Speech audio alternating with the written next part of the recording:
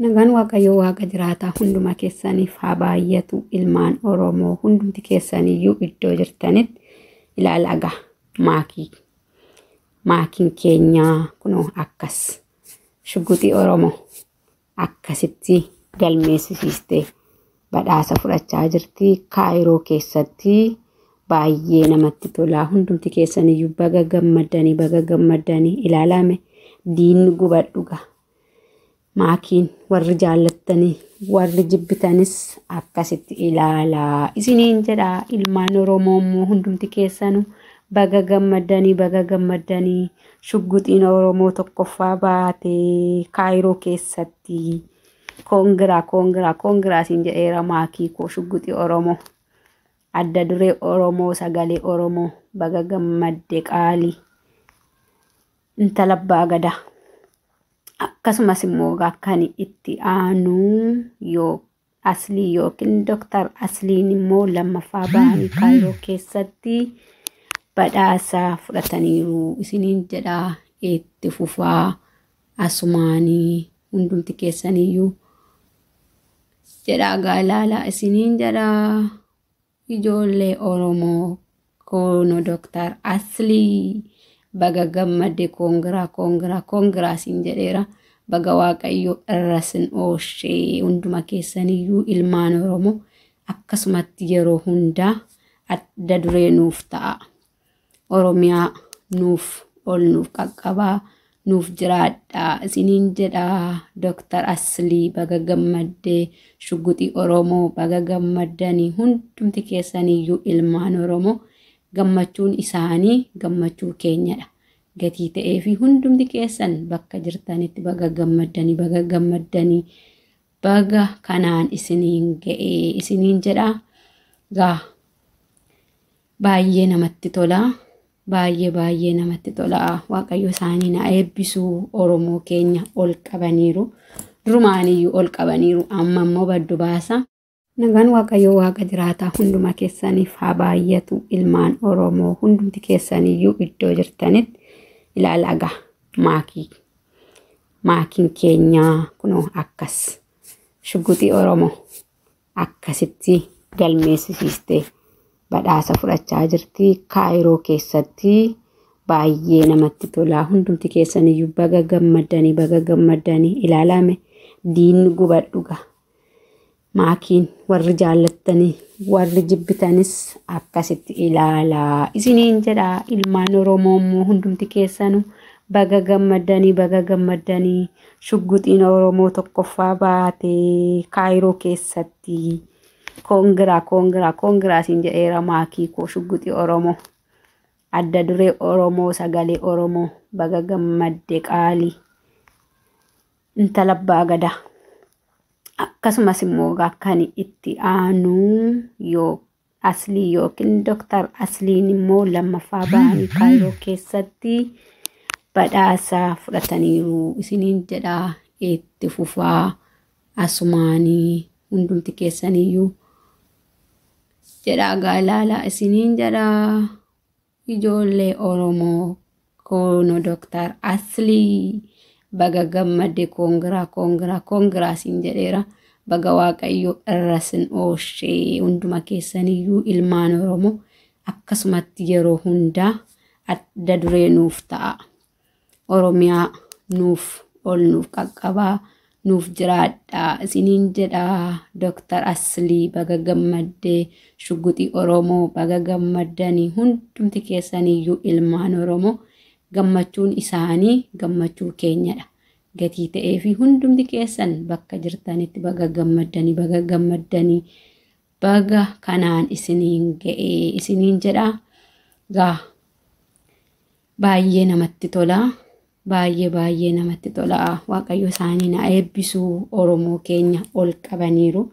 Durumaaniyyuu ol qabaniiru. Amma immoo baddu baasa. Nagaan Waaqayyoo Waaqa jiraataa hundumaa keessaniif haa baay'atu. Ilmaan Oromoo hundumti keessaniyyuu iddoo jirtanitti ilaala agaa maakiin keenyaa kunoo akkas shugguxii Oromoo akkasitti galmeessisiistee badhaasa fudhachaa jirti. Kaayiroo keessatti baay'ee namatti tola. Hundumti keessaniyyuu baga gammaddanii ilaalame diinni gubadhuga. Maakiin warri jaallattanii warri jibbitanis akkasitti ilaalaa isiniin jedha. Ilmaan Oromoo immoo hundumti keessanuu baga gammaddanii shugguxiin Oromoo tokkoffaa baatee Kaayiroo keessatti koongiraa siin jedheera maakii koo shugguxii Oromoo. Adda duree Oromoo sagalee Oromoo baga gammadde qaalii intala abbaa gadaa. Akkasumas immoo kan itti aanu yoo Aslii yookiin Dr. Asliin immoo lammaffaa ba'anii Kaayiroo keessatti badhaasa fudhataniiru isiniin jedha. Itti fufaa asumaanii hundumti keessaniyyuu jedha gaalaala isiniin jedha. Ijoollee Oromoo koono Dr. Aslii baga gammadde koongiraa siin jedheera. Baga Waaqayyo irrasin ooshee hunduma keessaniyyuu ilmaan Oromoo akkasumatti yeroo hundaa adda duree nuuf ta'a. Oromiyaa nuuf ol nuuf qaqqabaa nuuf jiraadhaa isiniin jedha. Dr. Aslii baga gammadde shugguxii Oromoo baga gammaddanii hundumti keessaniyyuu ilmaan Oromoo gammachuun isaanii gammachuu keenyadha.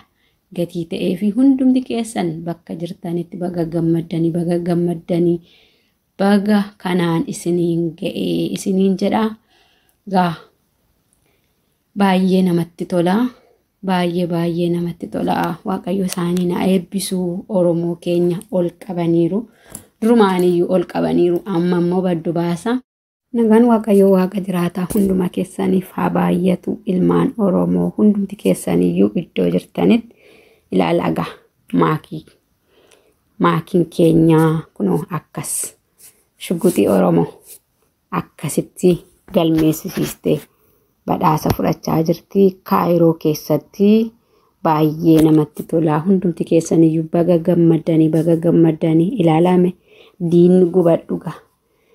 Maakiin warri jaallattanii warri jibbitanis akkasitti ilaalaa isiniin jedha. Ilmaan Oromoo immoo hundumti keessanuu baga gammaddanii shugguxiin Oromoo tokkoffaa baatee Kaayiroo keessatti koongiraa siin jedheera maakii koo shugguxii Oromoo. Adda duree Oromoo sagalee Oromoo baga gammadde qaalii intala abbaa gadaa.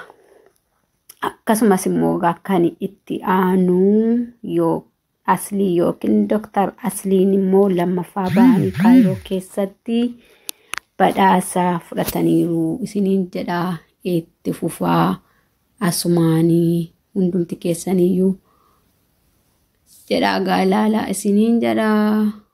Ijoollee Oromoo koono Dr. Aslii baga gammadde koongiraa siin jedheera.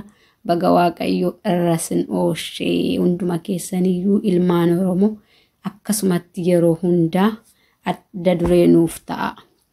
Oromiyaa nuuf ol nuuf qaqqabaa nuuf jiraadhaa isiniin jedha. Dr. Aslii baga gammadde shugguxii Oromoo baga gammaddanii hundumti keessaniyyuu ilmaan Oromoo gammachuun isaanii gammachuu keenyadha.